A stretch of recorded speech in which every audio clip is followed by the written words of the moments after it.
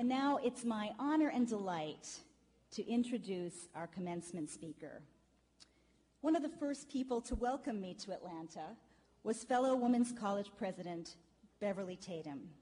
She then graciously hosted a reception for me to meet some of the powerful women leaders in the Atlanta area, and I'm still so grateful for that warm hospitality and welcome. I've actually known Beverly longer than that, and in fact was present at Mount Holyoke at a conference that she invited me to participate in, a conference called In Search of Wisdom, a wonderful title that reflects Beverly's deep and abiding interests in the liberal arts and wisdom. And I happened to be there at that conference when it was announced, to great lamentation at Mount Holyoke, let me add, that Beverly had been named the president of Spelman College. And so I feel like our lives are bound together in very interesting ways. It's been my pleasure this year to get to know you and to work with you through our shared organizations such as the Atlanta Regional Council for Higher Education and the Georgia Foundation for Independent Colleges. And I look forward to many opportunities for building, enlarging collaboration between Agnes Scott and Spelman. We are in a unique position as two distinguished women's colleges just down the road from one another to do great things, and I'm sure we will in the years to come. Dr. Tatum brings an intimate knowledge of women's liberal arts colleges as a faculty member, senior administrator, and president. A clinical psychologist, she has great expertise on racial identity, race in the classroom, and black families in the United States.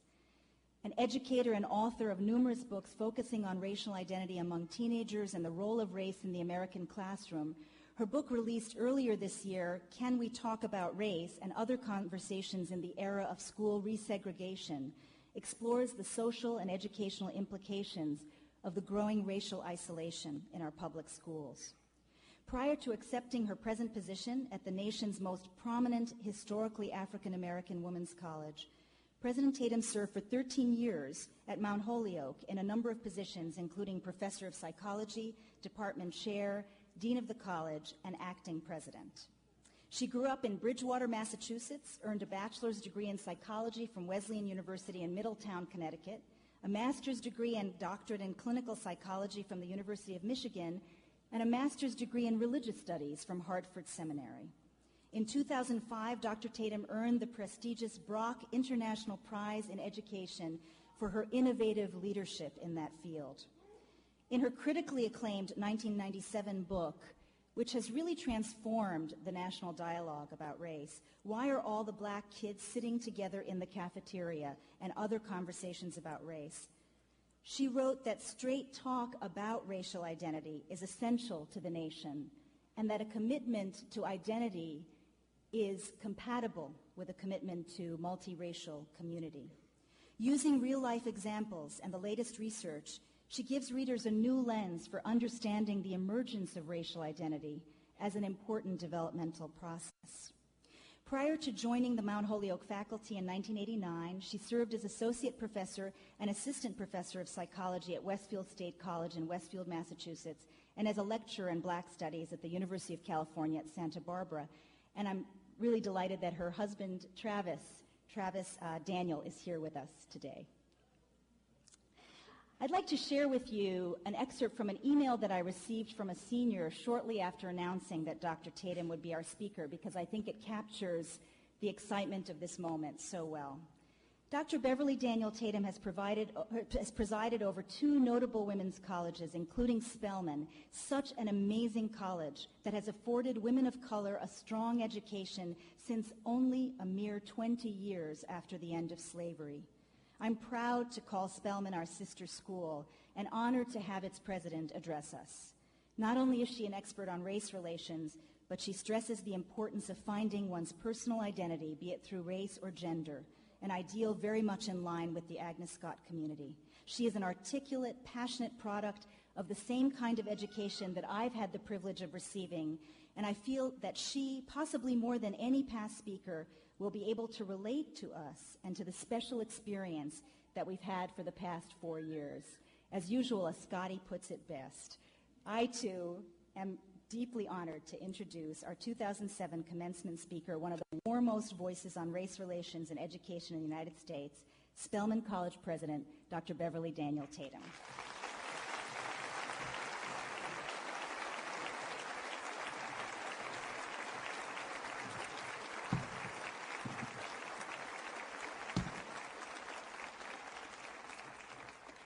Thank you so much, President Kish, for that wonderful introduction, and good morning to all of you. Certainly to the trustees and the faculty, the distinguished platform guests, and most especially to the class of 2007, your family members and friends, I want to say what a pleasure it is to be here with all of you on this beautiful day at Agnes Scott. I am tremendously honored to have been invited to speak at this, the very first commencement at which President Elizabeth Kish is presiding. I certainly remember my first year at Spelman and how excited I was to experience each milestone of that year. And commencement is certainly such a milestone, and I'm delighted to share this one with you. So thank you so much again, President Kish. I look forward to many opportunities to partner during our shared tenure as sister presidents. Now, to the graduates, the class of 2007, I must say how wonderful it is to be here with you to celebrate your accomplishments. I know there are many untold stories of what it has taken you to get to this point, you and your families. You have prevailed against difficulties of all kinds. Some of you have had family responsibilities or family emergencies, employment pressures, and of course, academic challenges to achieve the goal of your college degree. Congratulations. Graduations are always a mixture of joy and sorrow, relief and anxiety. There is happiness and relief at the completion of a personal goal. There is often sorrow at saying goodbye to friends and mentors, and anxiety about what lies beyond graduation, though it sounds like there's some great plans, and it was great to hear what some of those are from President Kish. What comes next in your journey is certainly on your minds, and anxiety rises as we contemplate the unknown. Yet for me, graduations are also a time of great hopefulness. As I look out at all of you, at the graduates, I see the embodiment of hope. All of you have been changed by your education in some way, and now you are prepared to go out and change your communities. Whether you are going on to graduate school, headed for the world of work, or some combination thereof, whether you plan to be a future educator, artist, healthcare provider, legislator, engineer, corporate executive, social worker, entrepreneur, or parent, you already have the tools you need to be agents of change in your communities. And that, to me, is a very hopeful thought. I have a postcard in my office, which I've had for many years, which says, there are times when a person has to rush off in search of hopefulness. I used to put it on my door when I was out of the office. And the truth is, there are times when a person has to rush off in search of hopefulness. We are living in such a time now. Whether it is the continuing war in Iraq or the tragedy at Virginia Tech, the plight of poor communities at home and abroad, or the universal threat of global warming and unnatural disaster, or the reminders in the media and elsewhere that racism and sexism are still a part of the fabric of our society. We are reminded daily of the problems of our world. They are not small problems, and it is easy to feel overwhelmed. We all are in need of a little hope, hope that change is possible, and hope that we can make a difference. There is a national service organization based in Boston called City Year, a kind of urban Peace Corps. Some of you may be familiar with it. Their motto is, young enough to want to change the world, old enough to do it.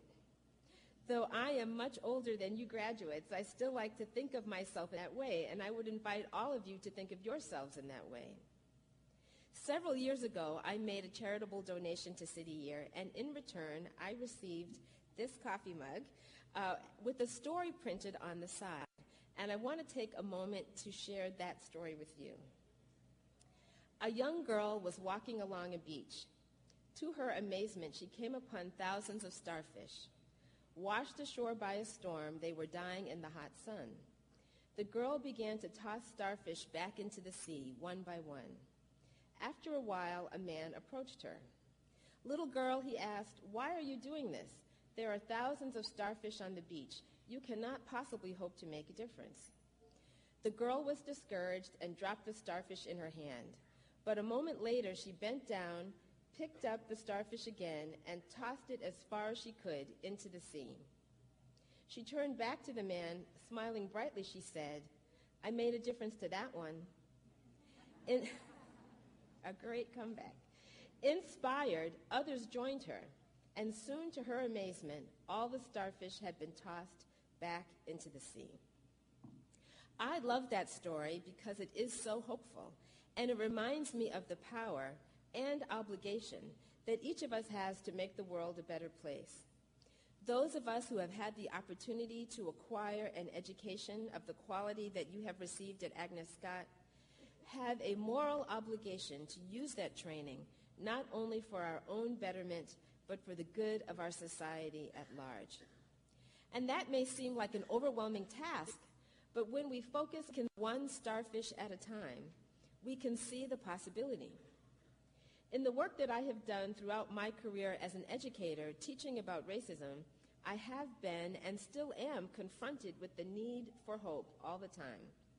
My most recent book, Can We Talk About Race and Other Conversations in an Era of School Resegregation, revolves around the simple fact that today's public schools are more segregated than they were in 1975 when I graduated from college. In some ways, we have made a lot of progress in our society. In other ways, we have moved backward. The more I learn about racism, sexism, and other isms, the more I know how pervasive and enduring they are and have been. Yet it would be pointless for me to spend my time teaching and writing about racism and other issues of social justice in our society unless I thought there was something we could do about them. There is a cycle operating in our lives. It is there all the time. But we are not always aware of it, but we need to be. Awareness is the first step toward change. So we need to be aware that we all get misinformation about people different from ourselves beginning very early in our lives. It comes to us in the form of stereotypes, omissions, and distortions. Wherever we live, this happens. The groups that have been stereotyped may vary, but the process is the same. The messages are reinforced by people and institutions we know, love, and trust. Our parents, friends, family members, clergy, teachers, our favorite cartoon show, or even the music we listen to. We internalize the misinformation as truth and act on it. Stereotypes are easily confirmed because we have what psychologists call selective attention, remembering that which fits our preconceptions, quickly forgetting or perhaps never noticing those experiences which do not. The cycle repeats itself easily. Most of us teach what we were taught. Most people, when they learn about this cycle, want to interrupt it. And the hopeful news is that it can be interrupted. Whenever we confront someone about a racist joke or misogynistic language, or write a letter to a broadcaster about stereotypic portrayals in the media, or challenge a legislator about inequitable funding policies, we interrupt the cycle. When we work in multiracial organizations and in communities with people who are different from ourselves racially, ethnically, religiously, socioeconomically, and are willing to allow our own stereotypes to be confronted and challenged, as many of you have done as part of your education at Agnes Scott, we interrupt the cycle. But as I'm sure many of you know from your own efforts, it is not easy. When you try, there are often people like the man in the starfish story who will discourage you, who will say, "Oh, you're just being politically correct," or "Some things will never change." In one way or another, as you try to step off the cycle, there will be people, sometimes many people, who will say, "Get back on." Sometimes the discouragement comes from the people we love the most.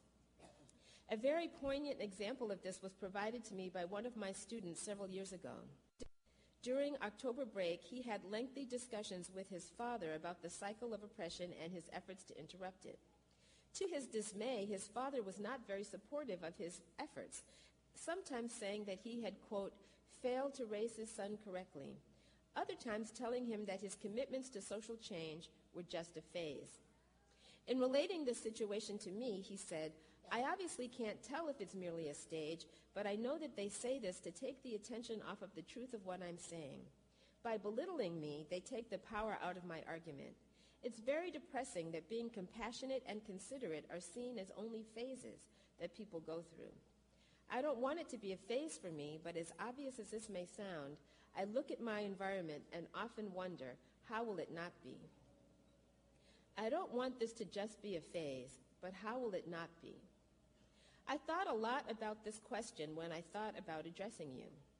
Here you all are, you have done important work, and hopefully are moving on to new opportunities where you can do even more. But as you move on, you move away from the hopeful structure that schools like Agnes Scott and Spelman College provide.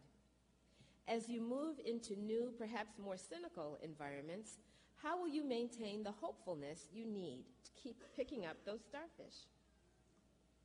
I would like to suggest that you need to maintain a discipline of hope. I use the word discipline intentionally.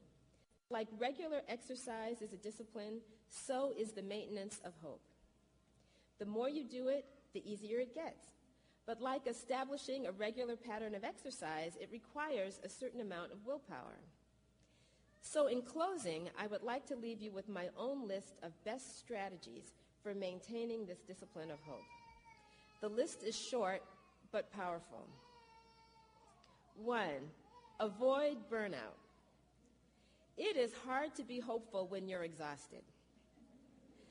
Maintain the appropriate balance between withdrawals and deposits. This is also good financial advice.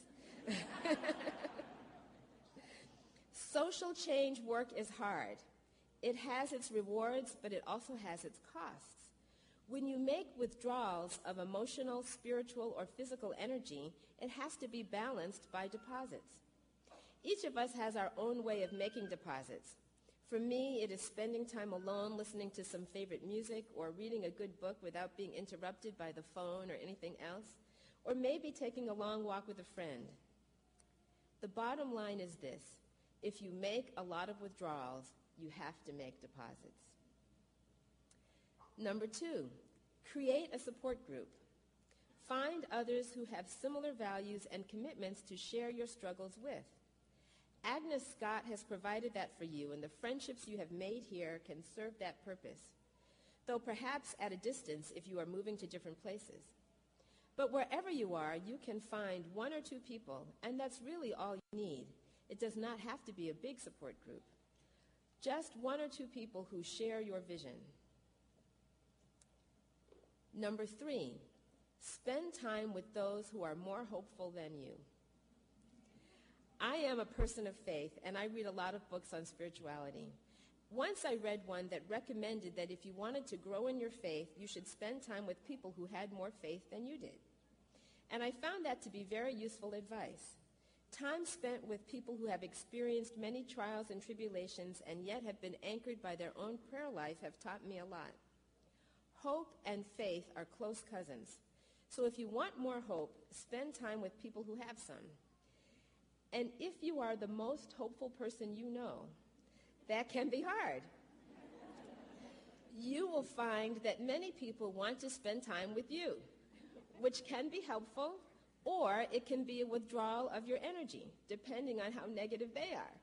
But I suggest that it's possible to find sources of hope even if you are the most hopeful one. I find that the sources of hope I draw upon come to me through the written words of other people. For example, here are 2 of my current favorites. The first is from Audre Lorde and is really more about courage than hope. But I think it takes courage to be hopeful. So here it is. When I dare to be powerful, to use my strength in the service of my vision, then it becomes less and less important whether I am afraid. The second is from Margaret Mead. Never doubt that a small group of thoughtful, committed citizens can change the world. Indeed, it is the only thing that ever does. The last suggestion that I have is this. Get yourself one of these mugs with the starfish story on it, and drink from it every day. With each sip, may you remember the life lessons you've learned here, the friends you've made, the hope you've generated not only for others, but for yourselves through your accomplishment. May each sip remind you that you can make a difference. Congratulations to all of you.